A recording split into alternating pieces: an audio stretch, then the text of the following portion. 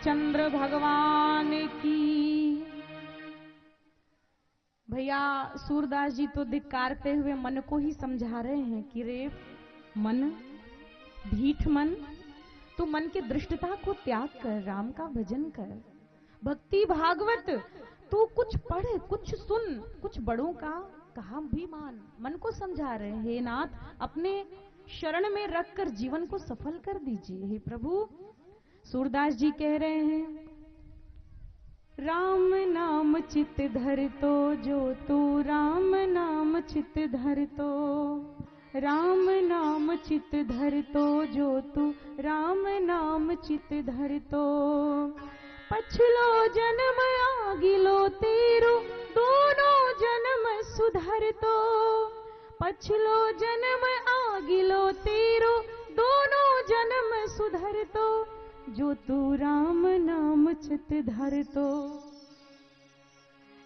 रे मन, अगर तूने राम नाम रूपी धन हृदय में बसाकर, चित्त में बसाकर राम राम किया तो अगला और पिछला दोनों जन्म सुधर जाएगा, इहलोक परलोक दोनों बन जाएगा, इसे मत बिगाड़। और पूज्य गुरुदेव श्री मलुकदास जी महाराज भी कह रहे हैं, राम कहो, राम कहो, राम कहो बावरी, राम कहो, राम कहो, राम कहो बावरे, अवसर ना चूक प्यारो, भलो पायो दावरे। मलुकदास जी महाराज भी मन को समझा रहे हैं कि भाई इतना बढ़िया सुंदर अवसर मिला है, इस अवसर को मत गवाओ।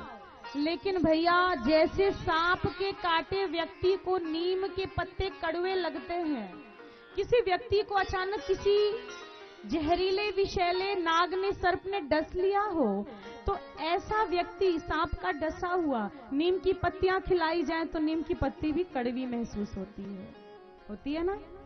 ऐसे ही हमारी भी स्थिति है कि हमने मन के भोग रूपी, जितने भी हमने मन के भोग इच्छाएं बना रखी हैं, भोग रूपी सर्प ने डसा है, और भैया वासना के कड़वे जो पत्ते हैं वही अच्छे लगते हैं। मनुष्य का हमने ऐसा स्वभाव बना लिया अपना। इसीलिए भक्तों आइए, राम नाम हमने खूब कर लिया, अब जरा कल की कथा के आगे भी बढ़े। कल कहां तक कथा हुई थी? कल हमने कथा श्रवण किया, भगवान राघवेंद्र सरकार, जगत जननी सीता और भैया लखन रात्रि में नगरवासी सोए हैं। प्रभु ने सोचा यही उचित समय है, और इस समय नगरवासी अवधवासी विश्राम कर रहे होंगे और हम आसानी से नगर के बाहर जा सकेंगे। सुमंत जी ने रथ पर बिठाया है और भगवान नगरवासियों को सोया छोड़कर रात्रि के अंधकार में नगर छोड़कर निकल गए। भक्तों, भगवान के जाते ही अवध शमशान जैसी भयानक लगने लगी। जैसे ही प्रभु अवध छोड़कर गए, अवध तहां जहां राम निवासो, जहां राम निवास करते अवध तो वहां है। जैसे ही भगवान राम के चरण अवध से बाहर गए तो अवध शमशान जैसा भयानक प्रतीत होने लगा। कहां तक कहे, किसी भवन में दीपक नहीं जलता, कोई दीपक नहीं जलाता। बंधुओं, वृक्ष और लताएं सब सूख गए, सब सूख गए। और आपको बताएं कि भगवान राम के जाने के बाद केवल एक दशरथ जी ने प्राण छोड़े। 14 वर्षों में न तो किसी एक का भी जन्म हुआ, न कोई एक मरा। सब ने सिर्फ भजन किया। कितना संयम का पालन किया होगा, एक भी जन्म नहीं हुआ 14 वर्षों में। भगवान के जाने से सब इतने विषाद से भर गए, दुखी हो गए नगरवासी, कि भगवान के आने की परमात्मा से प्रार्थना करते हैं, भजन करते हैं। लागती अवध भयावनी भारी, मानहु काल राति अंधियारी। घोर जंतु समपुर नर नारी, डर पही एक एक निहारी। भगवान के जाने से सब बड़े दुखी हैं। बंधुओं, भगवान श्री रामचंद्र जी श्रृंगवेरपुर आते हैं। श्रृंगवेरपुर में जब भगवान पहुंचे तो श्रृंगवेरपुर में कोल भील जाति के असभ्य, गरीब, दीनहीन, दुखियारे लोग रहते हैं, जिनको सभ्यता संस्कृति का बोध नहीं है, ज्यादा पढ़े लिखे शिक्षित नहीं है, लेकिन हृदय बड़ा शुद्ध है, शुद्ध हृदय से रहते हैं। छल कपट बेईमानी नहीं है, अधिक चतुराई नहीं है ऐसे जीवों में। बंधुओं, तमसा नदी से चलकर भगवान रामचंद्र जी गंगा के किनारे एक छोटे से गांव श्रृंगवेरपुर के निकट पहुंचे। और भक्तों, श्रृंगवेरपुर एक छोटा सा गांव है और यहाँ मल्लाह जाति के लोग प्रायः ज्यादा रहते हैं, मल्लाह जाति के। तो ऐसे मल्लाह जाति के लोगों में वहां का राजा है निषाद राज गुह। बंधुओं, जैसे ही निषाद राजगुह ने सुना कि प्रभु श्री राम हमारे गांव में पधारे हैं, दौड़ा दौड़ा भागते भागते आया। भागते भागते प्रभु के पास आकर सीधे हाथ जोड़कर लेट गया, चरणों में साष्टांग दंडवत करता हूं। प्रभु, आज त्रैलोक्य के स्वामी आज हमारे छोटे से गांव में इस कुटिया में पधारे हैं। हमारा गांव, हमारा यह छोटा सा गांव धन्य हो गया। प्रभु की चरण रज मिल गई, हमारा गांव आज सफल हो गया, धन्य हो गया।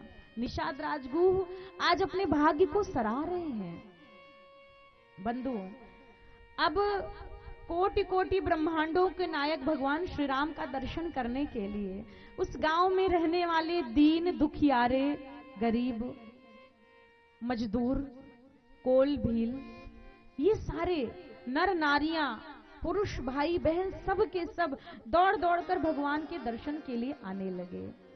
अब भगवान के दर्शन के लिए आने लगे, लेकिन भाई भगवान के पास आ रहे हैं तो कुछ भेंट उपहार भी हाथ में होना चाहिए।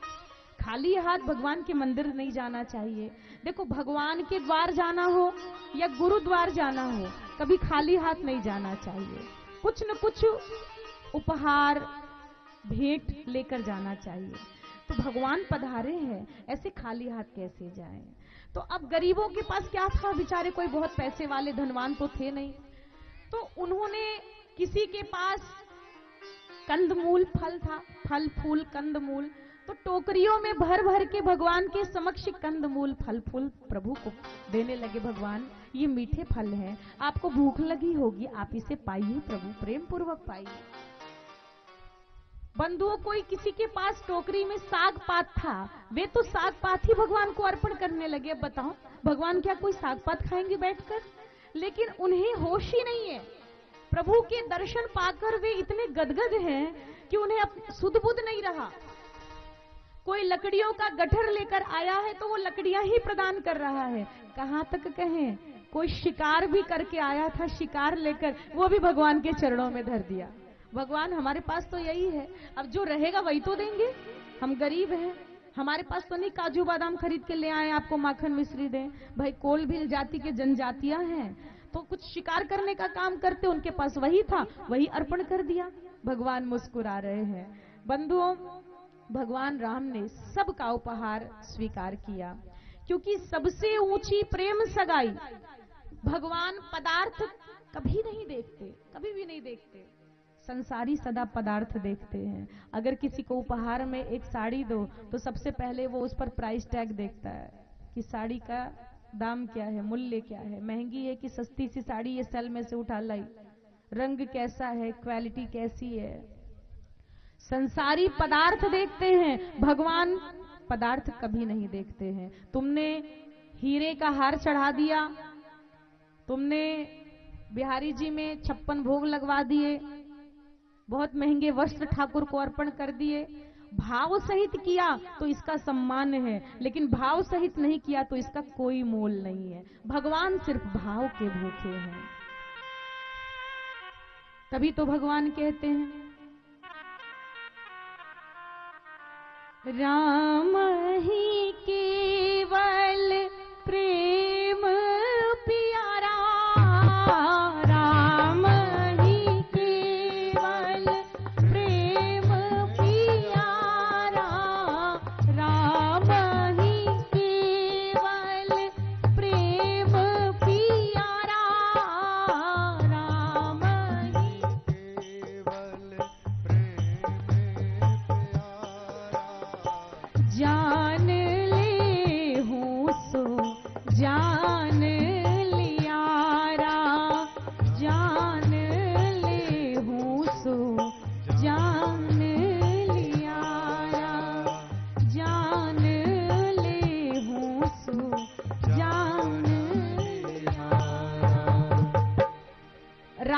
केवल प्रेम प्यारा। भगवान को तो पदार्थ नहीं, प्रेम चाहिए, प्रेम दीजिए। हम लोग उल्टा करते हैं, संसारियों को प्रेम देते हैं, जिसे प्रेम की कदर नहीं, जिसे प्रेम के लिए कोई सम्मान नहीं, आदर नहीं आपके प्रेम का, और भगवान को महंगे महंगे पदार्थ देते हैं। फूल बंगले की सेवा कर देंगे, महंगा महंगा सब अर्पण कर देंगे, भाव संसार को देंगे। और ये भाव का संसार वाले कूड़े कचड़े की तरह, जैसे बासी फूल को फेंक दिया जाता है, ऐसे ही आपको बासी फूल की तरह उठा के फेंक देंगे कचड़े की ढेर में।